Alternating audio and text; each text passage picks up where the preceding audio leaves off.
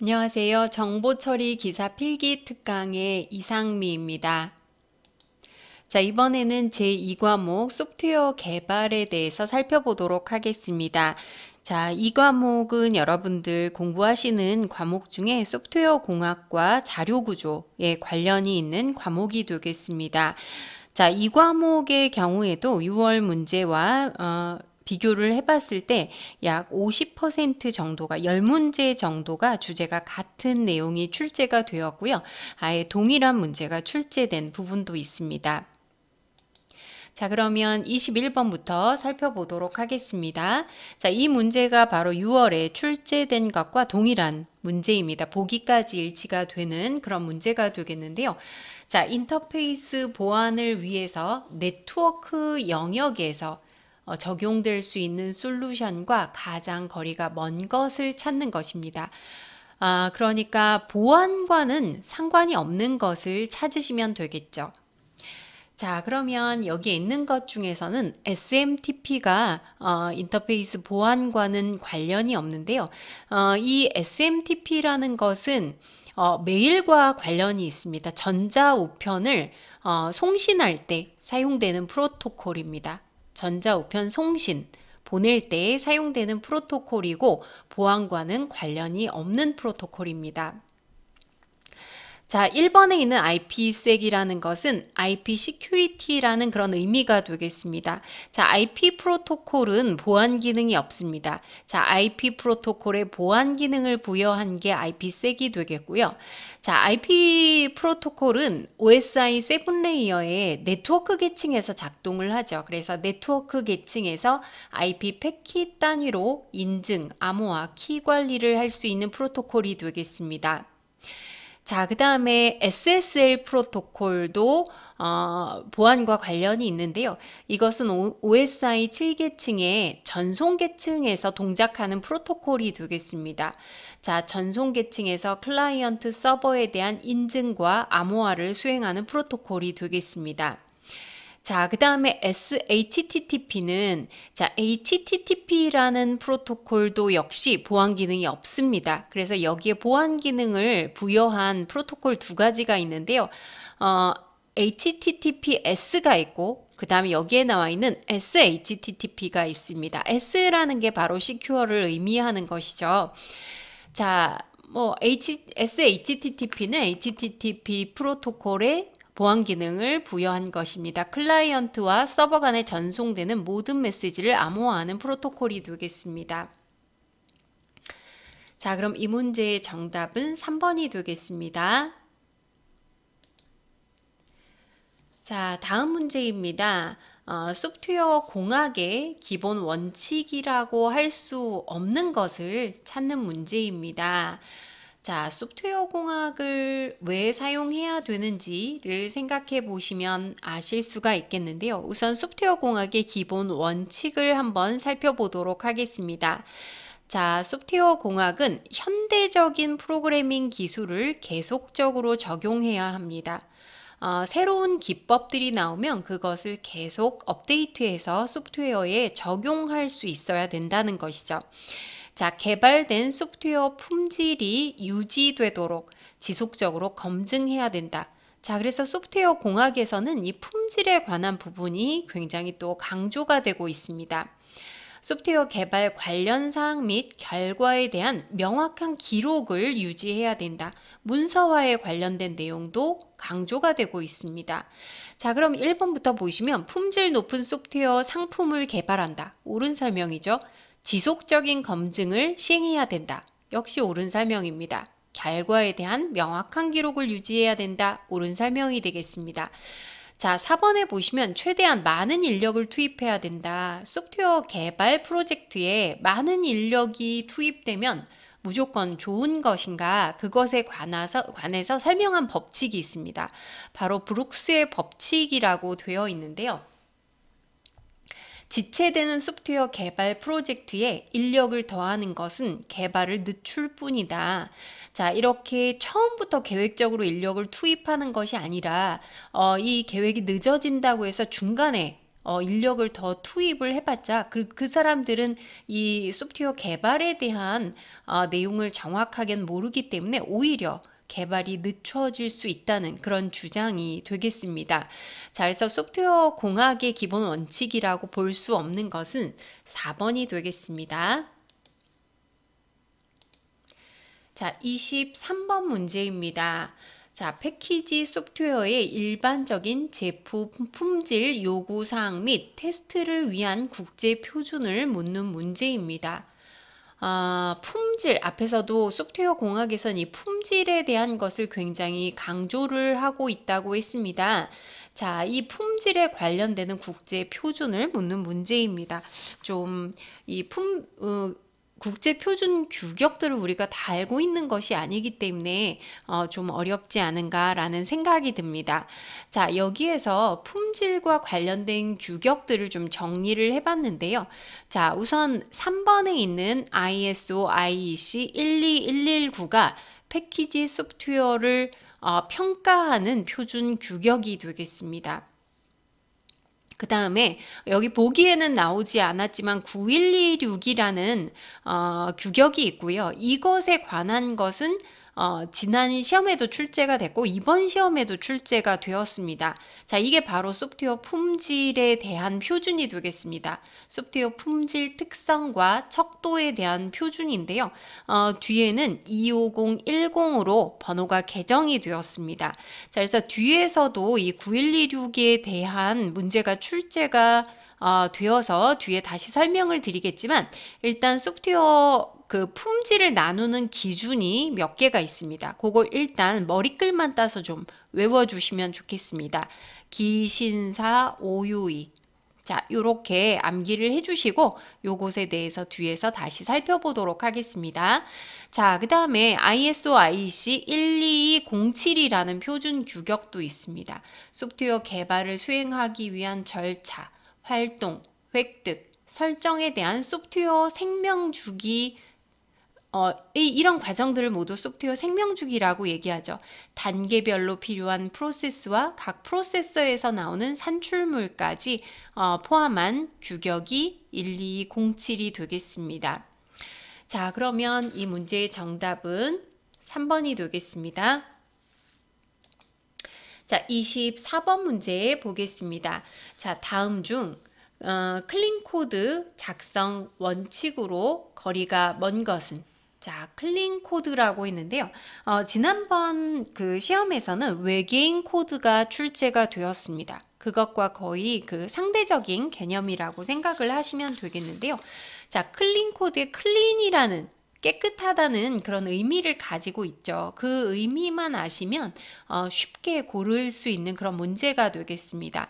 자, 그럼 클린 코드 좀 정리해 볼까요? 클린 코드라는 것은 일단 코드가 단순하고 명료하고 가독성이 좋다. 누구나 읽어서 이해하기가 쉽다는 것이죠. 의존성을 줄이고 중복성을 최소화한 코드입니다. 그럼 각각의 특성들을 한 번씩 살펴보도록 하겠습니다. 자, 가독성이라는 것은 누구나 이해하기가 쉬운 코드를 작성해야 된다는 것입니다. 예를 들자면 들여쓰기, 인덴트 기능을 사용해서 코드를 보기 좋게 작성하죠. 그래서 보통 소스 코드를 작성한 것을 보면 이렇게 왼쪽이 일렬로 된 것이 아니라 자, 이 부분을 좀 들여쓰기도 하고 내어쓰기도 하면서 어떤 블록들을 알아보기 쉽게 만들고 있습니다. 그리고 요즘 많이 사용하는 파이썬이라는 프로그램은 들여쓰기가 강제 사항이 되겠죠. 자, 그다음 단순성이라는 것은 코드를 간단하게 작성해야 됩니다. 자, 그래서 클래스, 메소드, 함수 등을 최소 단위로 어떤 모듈별로 만드는 것을 굉장히 강조를 하고 있죠. 자, 그다음 당연히 중복성이 최소화되어야 합니다. 어딘가에서 동일한 내용이 또 들어있어서는 안 된다는 것이죠. 공통된 코드를 사용해야 됩니다. 자, 그다음 의존성을 배제해야 된다.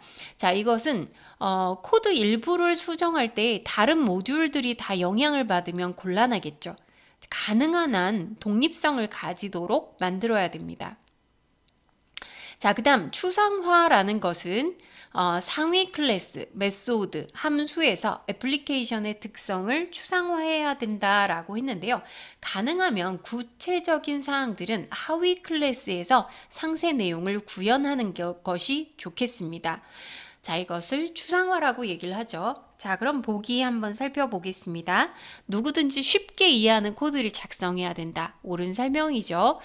자, 중복이 최대화된 코드를 작성해야 된다. 자, 이 내용이 잘못되었습니다. 클린 코드가 뭔지 몰라도 고를 수 있는 그런 보기인 것 같습니다. 자, 다른 모듈에 미치는 영향은 무조건 최소화해야 되고요.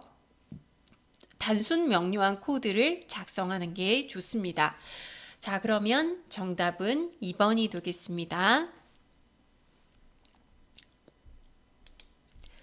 자, 다음 문제입니다. 블랙박스 테스트의 유형으로 틀린 것을 묻는 문제입니다. 자, 당연히 6월에도 출제가 되었던 그런 내용이 되겠고요.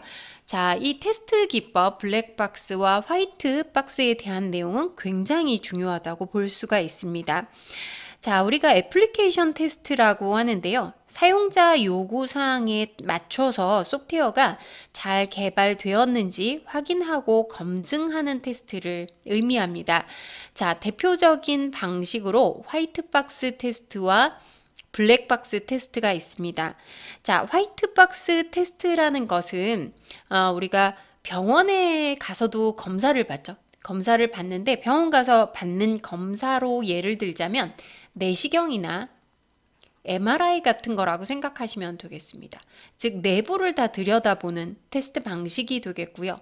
자, 블랙박스 테스트라는 것은 청진기로 검사하거나 체온계 같은 거라고 생각하시면 됩니다. 즉 신체의 내부를 보는 것이 아니라 바깥에서 어떤 이상 증상이 있는지를 확인하는 그런 방식이 되겠습니다.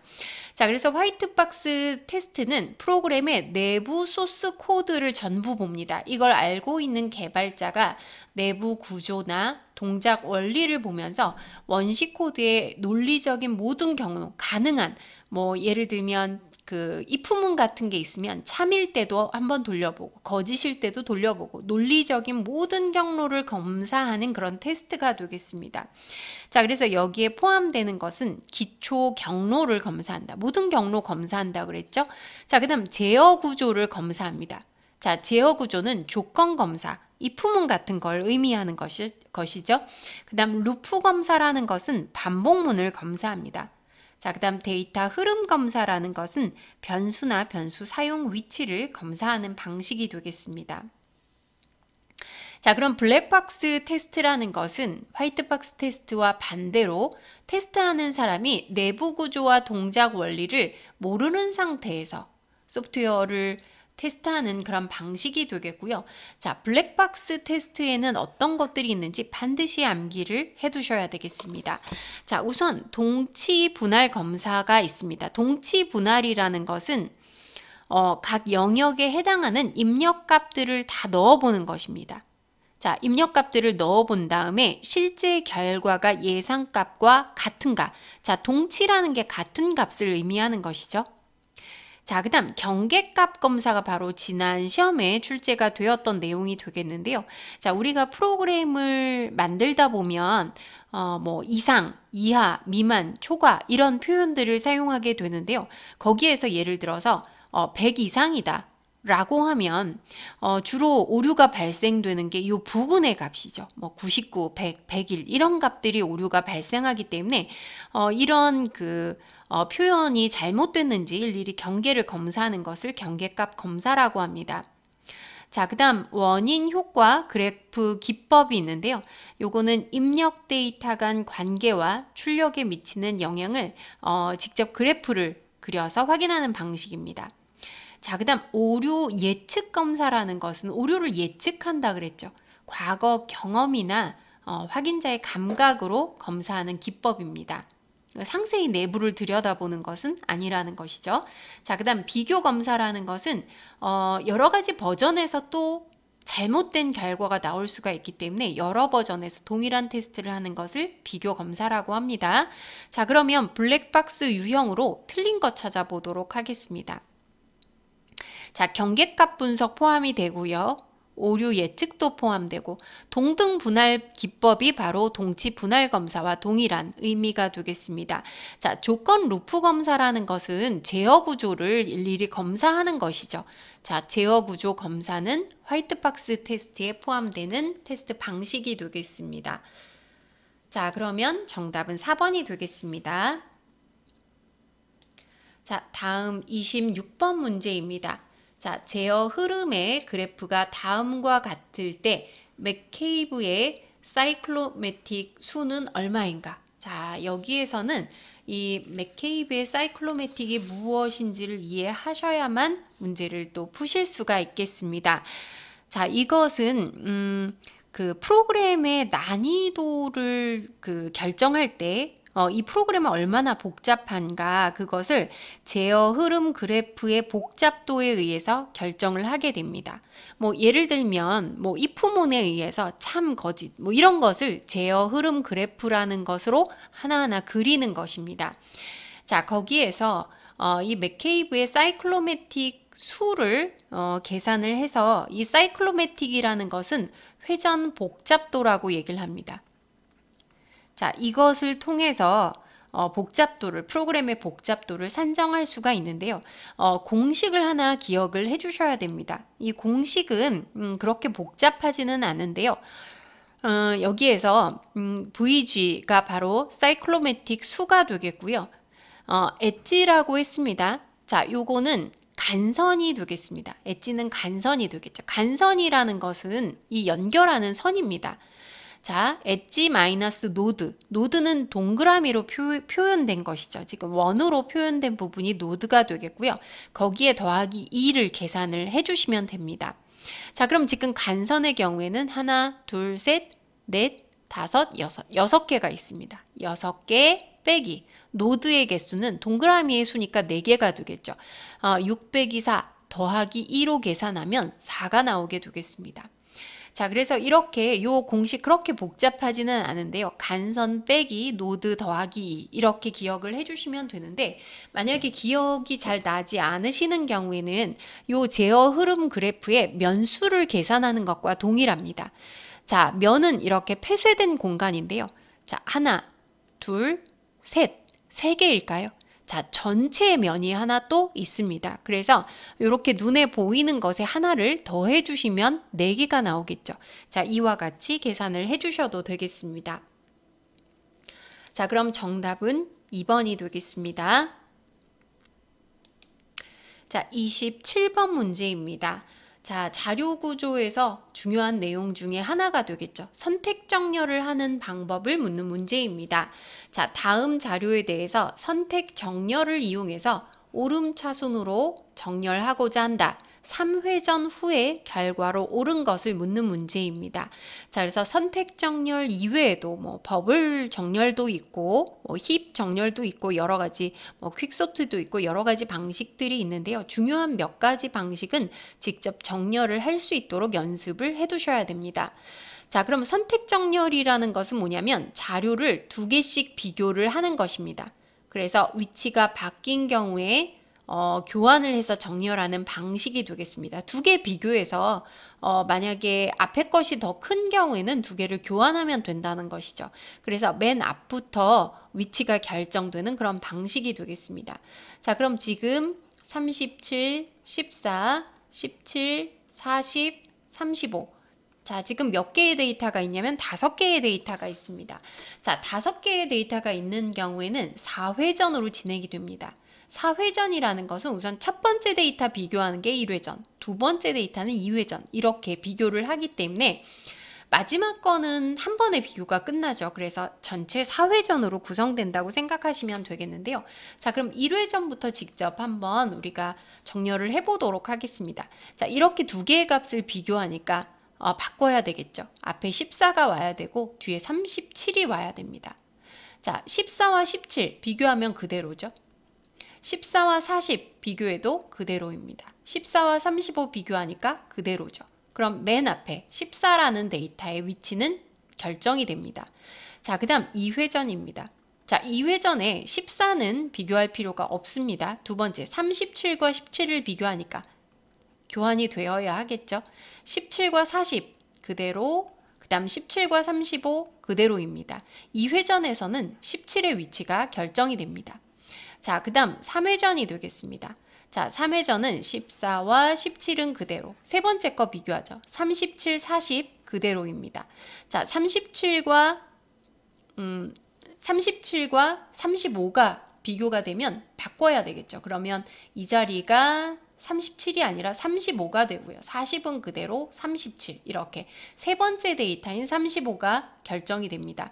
자, 그럼 마지막 4회전이 되겠고요. 4회전에서는 14, 17, 35는 그대로이고 마지막 두 개의 데이터만 비교합니다.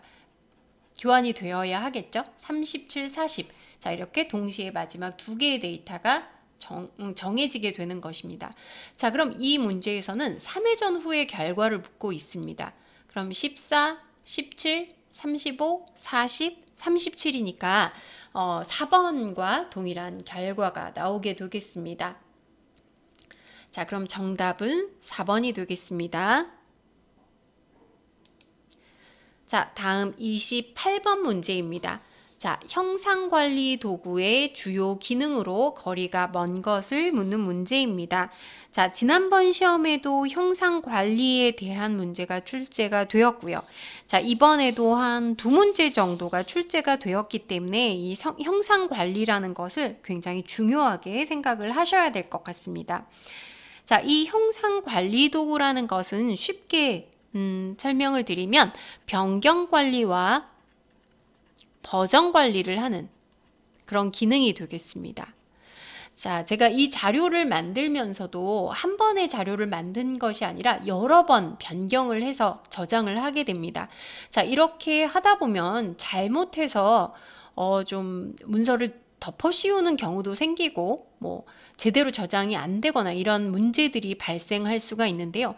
자, 문서를 만드는 것뿐만 아니라 소프트웨어를 개발하는 이 프로젝트에서는 이 변경을 관리하는 것이 굉장히 중요하죠. 그래서 소프트웨어와 관련된 모든 변경 사항을 관리하는 도구를 형상관리 도구라고 합니다. 자, 그래서 여러분들 많이 사용하시는 형상관리 도구, 버전 관리 도구로 깃이라는 것을 사용을 하시는 분들 많이 계실 겁니다. 자, 그럼 주요 기능으로 거리가 먼 것을 묻고 있습니다. 자, 그러면 한번 보시면 일단 형상관리 도구를 잘 모르더라도 이 정규화라는 게 나와 있으면 이것은 거리가 먼 것이다 라는 것을 금방 파악하실 수는 있을 것 같습니다. 자, 나머지 것들을 한번 보면 이렇습니다. 자, 일단 최초로 개발자가 본인의 컴퓨터에서 개발자가 형상 관리를 할 수 있는 어떤 저장소가 별도로 있겠죠. 자, 이게 바로 형상 관리 저장소가 되겠습니다. 자, 그러면 여기에서 예를 들어서 프로그램을 개발을 했습니다. 자, 그럼 이 내용을 최초로 등록을 하겠죠. 저장소에 최초로 이 프로그램 개발한 내용을 등록을 하게 됩니다. 자, 이것을 import라고 얘기합니다. 자, 개발자가 저장소에 신규로 파일을 추가하는 거죠. 최초로 등록을 하는 것입니다. 맨 처음에 이 프로젝트를 등록하는 것을 import라고 얘기를 합니다. 자, 그러면 이렇게 저장소에 저장된 내용을 자, 이제 수정 작업을 할 개발자가 있을 수 있겠죠. 여러 사람이 당연히 작업을 하게 됩니다. 자, 그럼 이 수정 작업을 할 개발자가 저장소에 추가된 파일을 자신의 작업 공간으로 인출을 하게 되는데요. 자, 요것을 체크아웃이라고 얘기를 합니다. 자, 수정할 사람이 저장소에서 자신의 컴퓨터로 가져오는 것을 체크아웃이라고 합니다. 자, 그럼 반대는 체크인이라고 부르겠죠. 자, 이 과정은 체크인입니다. 그럼 체크인은 뭐냐면 수정을 했습니다. 수정을 한 다음에 저장소의 파일을 새로운 버전으로 갱신하는 것입니다. 자, 그런데 주의하실 것은 그냥 체크인만 하면 끝나는 것이 아니라 커밋이라는 것을 하게 됩니다. 우리 데이터베이스에서도 트랜잭션을 공부하면서 커밋이라는 게 있는데요. 자, 그러니까 우리가 저장할 때도 예를 들어서 저장한 다음에 그냥 저장 도구를 누르면 되는 것이 아니라 뭐 확인 버튼을 눌러주게 되죠. 그런 거라고 생각하시면 됩니다. 인출할 파일을 수정한 후에 설명을 붙여서 저장소에 예치하는 것입니다. 체크인을 한 다음에 커밋을 한다. 이렇게 생각하시면 되겠습니다. 자, 그 다음에 저장소에 있는 최신 버전으로 자신의 작업 공간을 동기화한다. 자, 이제 이 저장소에 등록이 됐으면 그것으로 자기의 버전을 동기화해 주는 것을 업데이트라고 얘기를 합니다. 자, 그러면 여기에 정규화는 전혀 관련이 없는 그런 기능이 되겠고요. 체크인과 체크아웃, 커밋 모두 관련이 있습니다. 그러니까 이번에는 주요 기능만 묻고 있지만 다음번에는 이 각각의 기능에 대해서 묻는 문제도 출제가 될 수가 있을 것 같습니다. 자, 그럼 29번 문제 보도록 하겠습니다. 자, 역시 자료 구조에서 굉장히 중요한 내용이죠. 6월에도 역시 프리오더로 운행하는 방법에 대한 문제가 출제가 되었습니다. 자, 다음 트리를 프리오더 운행법으로 운행할 경우에 가장 먼저 탐색되는 것을 묻는 문제입니다. 전체적인 순서도 아니고 제일 첫 번째 탐색되는 노드를 묻고 있는데요. 자, 프리오더에서 프리라는 말은 앞이라는 것을 뜻하죠. 그래서 전위순회다. 자, 전위순회다. 라고 얘기합니다. 자, 그럼 포스트 오더라는 것은 후위 순회가 되겠죠. 그리고 인오더라는 것은 중위 순회입니다. 자, 프리오더는 우리가 이렇게 트리를 만들게 되면 루트 노드가 있죠. 루트 노드를 언제 방문하느냐에 따라서 세 가지로 나누게 되는데요.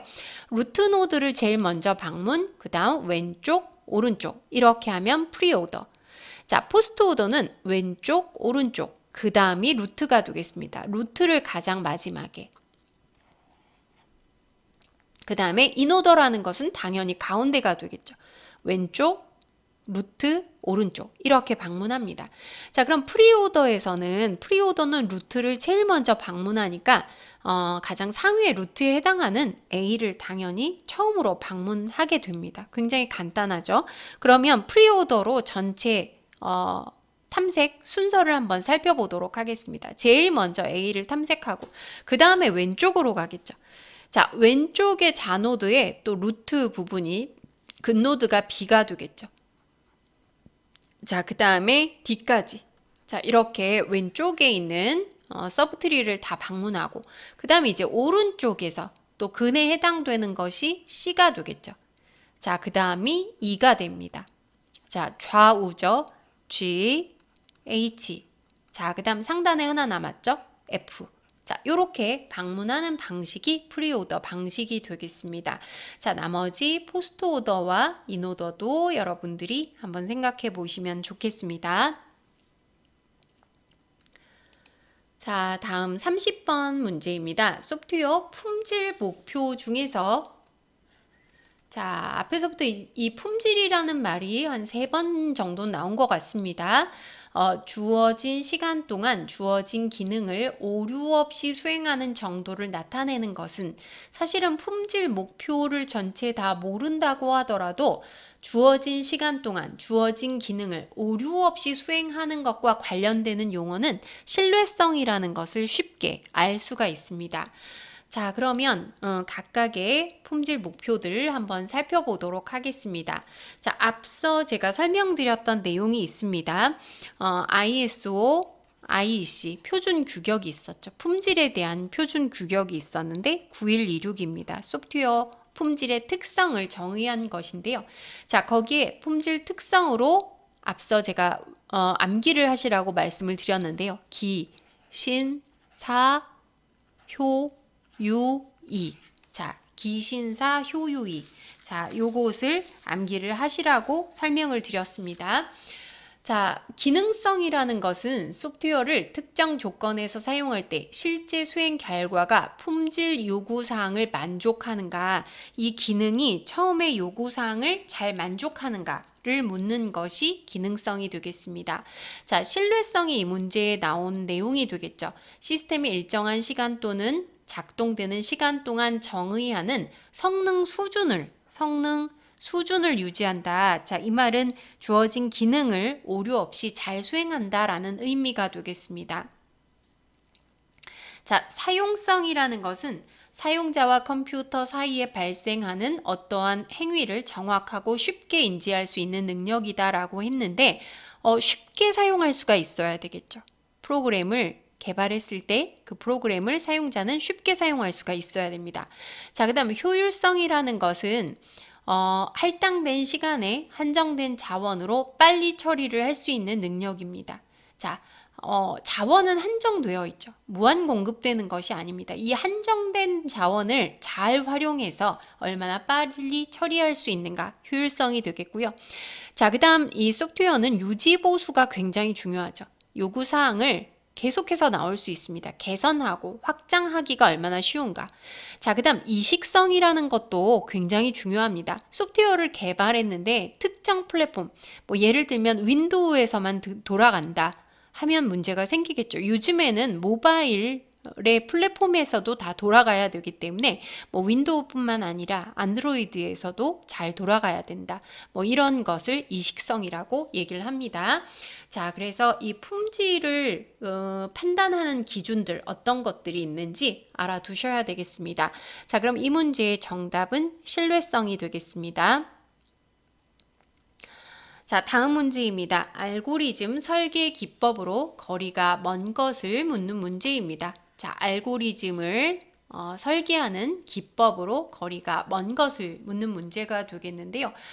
자, 역시 자료구조와 관련되는 그런 내용이 되겠습니다. 우리가 어떤 자료구조에 뭐 예를 들면 정렬이라든지 뭐 이런 그 알고리즘들을 공부할 때 이게 어떤 원리인지 뭐 분할 정복이다 이런 말을 쓰는 경우들이 있는데요.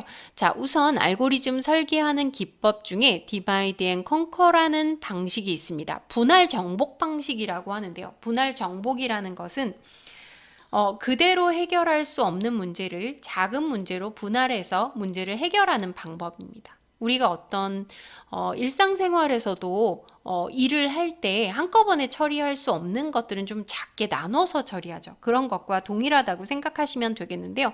자, 우선 주어진 문제를 해결하기 위해서 하위 문제로 나눠주게 됩니다. 작은 문제 몇 개로 나눈 다음에 그 다음에 이 하위 문제를 먼저 해결하는 것이죠.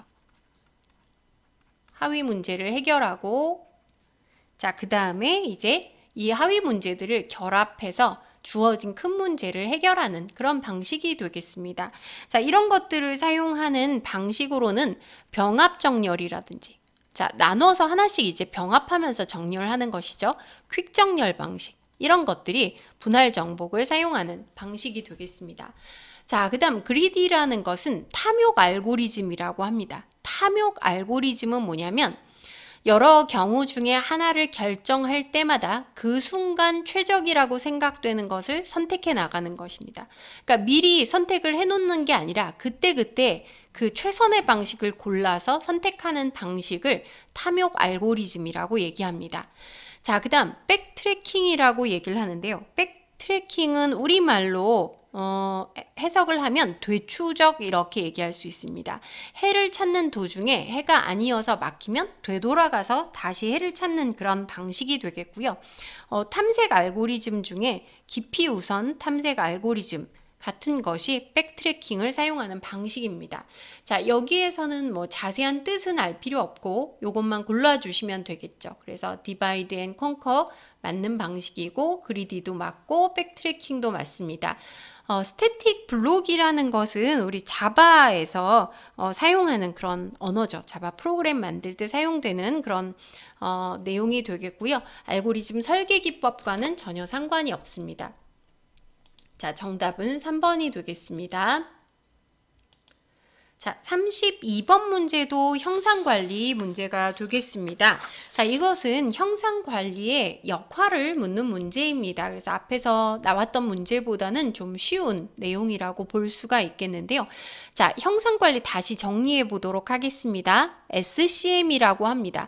소프트웨어와 관련된 모든 변경사항을 관리하는 과정을 의미하고요. 의미하고요. 이 형상 관리를 함으로써 소프트웨어 개발의 전체 비용을 줄일 수가 있습니다. 자, 그리고 개발 과정에 여러 방해 요인이 최소화되도록 보증하는 것을 목적으로 하고 있습니다. 자, 여기에서는 형상 관리 역할로 틀린 것을 찾아주시면 됩니다. 자, 형상 관리를 통해서 이전 리버전이나 버전에 대한 정보에 접근 가능하여 배포본 관리에 유용하다. 자, 버전에 따른 뭐 이전 버전이라든지 현재 버전이라든지 이런 배포본 관리에 유용하다. 옳은 설명이 되겠습니다. 자, 불필요한 사용자의 소스 수정을 제한한다. 자, 소스 수정은 아무나 할 수는 없습니다. 제한된 사람만이 소스 수정을 할 수가 있죠. 그래서 불필요한 사용자는 소스 수정을 할 수 없도록 제한합니다. 프로젝트 개발 비용을 효율적으로 관리한다. 자, 프로젝트 개발 비용이라는 것은 프로젝트 초기에 정해져 있는 것입니다. 자, 이것을 효율적으로 관리한다. 개발 비용 관리와는 상관이 없습니다. 동일한 프로젝트에 대해서 여러 개발자가 동시 개발이 가능하다. 소프트웨어 개발을 할 때 대부분은 여러 사람이 동시에 개발하죠. 여러 사람이 동시에 개발할 때 바로 이 변경 관리나 버전 관리가 굉장히 중요한 의미를 가지게 됩니다. 자, 그럼 정답은 3번이 되겠습니다. 자, 33번 문제 보도록 하겠습니다. 제품 소프트웨어 패키징 도구 활용 시 고려사항이 아닌 것을 찾는 문제입니다. 자, 마찬가지로 6월에도 패키징 도구에 대한 내용들 출제가 되었습니다. 특히 이 과목의 경우에는 그렇게 뭐 출제가 될 만한 내용들이 아주 많은 그런 부분이라고 볼 수는 없어서 이렇게 같은 내용들이 반복되는 경우가 많을 것으로 예상이 됩니다. 자, 패키징 도구라는 것은, 패키징이라는 것은 이제 그 모듈별로 소프트웨어를 작성을 했겠죠. 그것을 모듈별로 생성한 실행 파일을 묶어서 배포본을 만드는 것입니다. 그래서 설치 파일을 만드는 것을 패키징이라고 얘기를 하고요. 그것을 이제 도와주는 도구가 패키징 도구가 되겠죠. 자, 그래서 패키징 도구에서는 패키징 시에 사용자에게 배포되는 소프트웨어임을 감안해서 반드시 내부 컨텐츠의 암호화 및 보안을 고려해야 된다. 이 보안에 대한 것이 굉장히 중요하겠죠. 그리고 암호화의 기능도 제공을 하고 있어야만 정당한 사용자만이 사용을 할 수가 있도록 해줄 수가 있습니다. 패키징 도구를 활용해서 여러 가지 이기종, 기종이 달라도 쓸 수 있도록 해줘야 된다는 것이죠. 이기종 컨텐츠 및 단말기 간의 DRM 연동을 고려해야 된다. DRM이라는 것은 어떤 지적 재산권을 보호하고 관리하는 그런 기능이 되겠죠. 패키징 도구를 고려하면 사용자 입장에서 불편해질 수 있는 문제를 고려해서 최대한 효율적으로 적용될 수 있도록 합니다. 자, 그러면 우선 1번에 암호화 알고리즘을 고려한다. 옳은 설명이죠. 이기종 연동을 고려한다. 다른 기종에서도 돌아갈 수 있어야 됩니다. 사용자 편의성을 위한 복잡성 및 효율성 문제를 고려한다. 내부 컨텐츠에 대한 보안을 고려하지 않는다. 자, 이거는 뭐 패키징 도구가 무엇인지 몰라도 쉽게 찾을 수 있는 그런 답이 되겠습니다. 자, 정답은 4번이 되겠습니다. 자, 다음 34번 문제입니다. 자, 34번에 디지털 저작권 관리, 즉 DRM 기술에 대한 문제가 출제가 되었는데요. 역시 6월에도 출제가 된 문제입니다. 자, 여기에서는 거리가 먼 것을 묻고 있는데요. 이 디지털 저작권 관리라는 것은 잘 아시는 것처럼 디지털 형태로 되어 있는 뭐 음악이나 게임, 소프트웨어, 전자책 여러 가지 디지털 컨텐츠들이 있는데요. 그것을 불법 복제로부터 보호하는 그런 기술이 DRM 기술이 되겠습니다. 자, 그럼 이런 DRM과 상관이 없는 것을 찾아주시면 되겠는데요. 자, 컨텐츠 암호화 및 키 관리를 한다. 당연하겠죠. 그 다음 컨텐츠에 대한 식별 체계를 표현하고 있습니다. 자, 컨텐츠 오류 감지 및 복구라는 것은 이거는 DRM과는 관계가 없겠죠. 이 제작사에서 오류 감지하고 복구하는 것을 해야 하고 DRM에서는 이것을 처리해 줄 수는 없습니다. 라이센스 발급하고 관리한다. 당연히 DRM과 관련이 있는 그런 기능이 되겠습니다. 자, 밑에 DRM 구성 요소들이 있는데요. 암호화, 키 관리. 키 관리라는 것은 암호화를 했으니까 당연히 이 암호를 또 풀기 위한 키가 있어야 되겠죠. 암호화 파일을 생성하고 식별 기술, 저작권 표현, 정책 관리, 크랙 방지, 인증. 자, 이런 기능들이 DRM 구성 요소들이 된다는 것도 읽어봐 주시면 좋겠습니다. 자, 그러면 거리가 먼 것은 3번이 되겠습니다. 자, 35번 문제입니다. 자, 물리 데이터 저장소의 파티션 설계에서 파티션 유형으로 옳지 않은 것. 자, 이것은 좀 암기를 해주셔야 될 그런 문제가 되겠습니다. 자, 이 데이터베이스에 저장하는 데이터 규모가 굉장히 커지게 되면 뭐 데이터베이스의 용량 한계도 있을 수 있고 성능이 저하될 수도 있습니다. 그래서 대용량의 테이블을 작은 논리적 단위인 파티션으로 나눠주는 것을 바로 파티션 설계라고 얘기를 하는데요. 이 파티션을 하는 유형은 세 가지가 있습니다. 범위 분할이 있고 해시 분할이 있고 조합 분할이 있습니다. 그럼 여기 4번에 있는 것처럼 유닛 분할이라는 것은 존재하지 않습니다. 자, 범위 분할이라는 것은 지정한 열의 값을 기준으로 분할을 한다라고 했는데요. 뭐 예를 들면 데이터가 들어있을 때 월별로 분리를 한다든지, 그럼 월별로 분리를 하면 원래 뭐 1년치가 다 들어있었는데 이것을 뭐 1월 상반기 뭐 1월부터 6월까지 하나 분리하고 그 다음에 7월부터 12월까지 분리한다. 자, 이렇게 되면 테이블의 크기가 좀 작아지게 되겠죠. 그래서 월별로 분리한다 또는 분기별로 분리한다. 자, 이런 식으로 분리하는 것을 범위 분할이라고 얘기를 합니다. 자, 그럼 해시 분할이라는 것은 자, 자료 구조 공부하신 분들은 해시 함수 알고 계실 텐데요. 해시 함수에 따라서 분할하는 기법이 되겠습니다. 자, 그래서 예를 들어서 뭐 해시 함수는 이렇게 나머지 값 같은 거 이용하는 것도 많죠. 그래서 3으로 나눈 나머지. 자, 이것을 해시 함수로 적용을 하게 되면 3으로 나누어서 나올 수 있는 나머지는 0, 1, 2가 되겠습니다. 자, 그래서 이렇게 공간을 나눠 놓고 레코드의 특정 값을 3으로 나누는 것입니다. 예를 들면 앞에 있는 번호를 3으로 나눈다. 자, 그러면 뭐 레코드 1번은 0번이고 뭐 레코드 2번은 나머지가 2가 나왔고 그 다음 3번은 1이 나왔고 뭐 4번은 2가 나왔고 이런 식으로 나눗셈을 해서 요 안에 분리를 하는 것입니다. 이것을 해시 분할, 그러니까 해시 함수를 사용한다 그래서 해시 분할이라고 얘기를 하고요. 마지막에 조합 분할은 이름 그대로 알 수 있는 것처럼 범위 분할을 먼저 하고 해시 함수를 또 적용해서 분할하는 방식이 되겠습니다. 자, 그러면 정답은 4번이 되겠습니다. 자, 36번 문제입니다. 36번 문제 역시 비슷한 유형의 문제가 6월에도 출제가 되었었습니다. 자, 다음이 설명하는 애플리케이션 통합 테스트의 유형입니다. 자, 통합 테스트 유형 두 가지가 있죠. 상향식 통합이 있고 하향식 통합이 있습니다.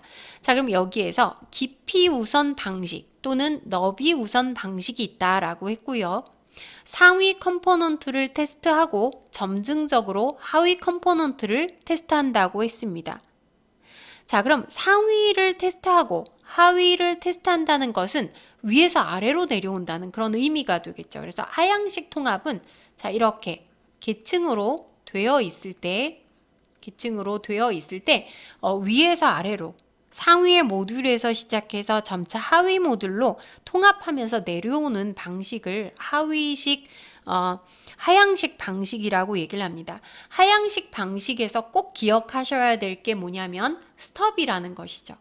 하위 컴포넌트 개발이 완료되지 않은 경우 스톱을 사용한다. 자, 그러니까 이 하위의 모듈이 아직 완성되지 않았습니다. 그런데 통합 테스트를 해야 된다면 이것 대신에 스톱이라는 것을 사용하게 되는데요. 그러니까 스톱이라는 것은 가짜 모듈이라고 할 수 있습니다. 이 가짜 모듈을 넣어서 테스트를 먼저 한다라는 그런 의미가 되겠습니다. 자, 그래서 여기에서 알 수 있는 것은 하향식 통합 테스트가 되겠고요. 반대로 상향식 통합 테스트에서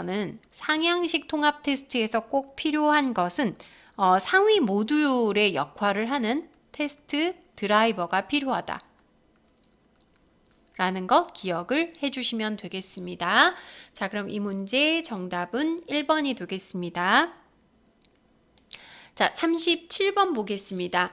인터페이스 구현 시 사용하는 기술 중에서 다음 내용이 설명하는 것은 자바스크립트를 사용한 비동기 통신 기술로 클라이언트와 서버 간의 XML 데이터를 주고받는 기술을 의미합니다. 자, 이러한 기술을 AJAX라고 얘기를 합니다. AJAX라는 것은 Asynchronous JavaScript and XML의 약어입니다. Asynchronous라는 것은 자, 이것이 비동기식이라는 뜻을 가지고 있습니다. 자, 비동기식이라는 것은 자, 웹페이지를 완전히 다시 불러오지 않고 데이터를 불러오는 그런 방식이 됩니다. 그래서 예를 들어서 우리가 어떤 홈페이지를 보면 홈페이지 상단에 내용이 있고 이 홈페이지가 뭐 여러 페이지로 위에 메뉴들이 있겠죠. 자, 그럼 이 메뉴를 눌렀을 때 페이지에서 필요한 부분만 바뀌고 뭐 하단의 내용은 고정이 되는 그런 것들이 있을 수 있는데요. 그럴 때 사용되는 기술이 바로 AJAX가 되겠습니다. 그래서 비동기식이라는 것은 웹페이지를 완전히 전체를 다 불러오지 않고 일부만 데이터를 불러오는 그런 방식이 되겠고요. 이런 방식을 씀으로써 리소스 낭비를 줄일 수가 있습니다. 자, 그래서 자바스크립트와 XML 에서 또 사용이 된다는 것이죠.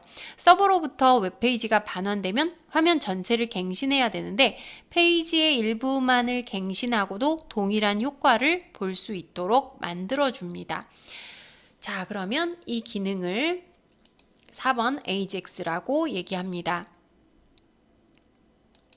자, 다음 문제입니다. 소프트웨어 제공하기, 소프트웨어 재개발에 비해서 갖는 장점으로 거리가 먼 것을 묻는 문제입니다.